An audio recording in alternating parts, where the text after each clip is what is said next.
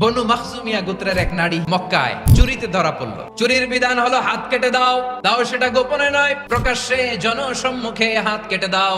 বনু মাখজুমিয়া গোত্রের নারী যখন চুরিতে ধরা পড়লো, সাহাবারা চিন্তায় পড়ে গেলেন। সবে মাত্র মক্কার লোকেরা কালিমা পড়ে মুসলমান হয়েছে, ইসলামের আইন কানুন তেমন জানে না। এখনই যদি বিশ্বনবী চুরির যেই বিধান এটা যদি কায়েম করে হাত যদি কেটে দেয়, না জানি মক্কার লোকেরা আবার বিগড়ে যায়, না জানি মক্কার লোকেরা ইসলাম থেকে দূরে সরে যায়। সাহাবীরা মিলে পরামর্শ করলেন, চলো বিশ্বনবীর কাছে যে বলি, ও নবী, শুধু কেবলমাত্র একমাত্র এই নারীর জন্য চুরির হাত কাটার বিধানটা আপনি একটু থামিয়ে দেন। এই যে পরামর্শ, সাজেশন, এটা কে দিবে বিশ্বনবীর কাছে? সাহাবারা চিন্তায় পড়ে গেলেন।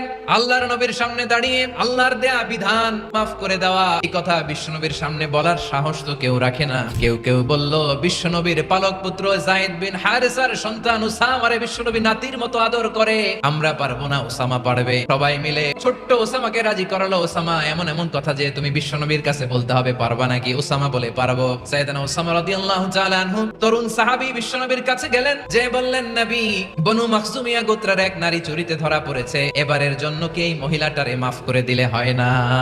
বিশ্বনবী বলেন, আতাশফাউ ফি হাদ্দিন মিন হুদুদিল্লাহ, তোমার এত বড় সাহস উসামা, তুমি আল্লাহর হাত, আল্লাহর দেয়া বিধান, এটার ব্যাপারে সুপারিশ করতে এসেছো? খবরদার! বিশ্বনবী বললেন, ওরে উসামা, বনু মাখজুমিয়ার ওই প্রেস্টিজিয়াস এন্ড ডিগনিফাইড ফ্যামিলির মেয়ে তো দূর কি বাত, অনেক দূরের কথা। জেনে রেখো উসামা, আমার কলিজার টুকরা, নয়নের পুটুলি ফাতেমাও যদি মক্কার জমিনে আজকে এই চুরির দায়ে ধরা পড়তো, আমি বিশ্বনবী মুহাম্মদুর রাসূলুল্লাহ ধরে ফাতেমার ডান হাতটা কেটে দিতে এক বিলম্ব দেরি করতাম না।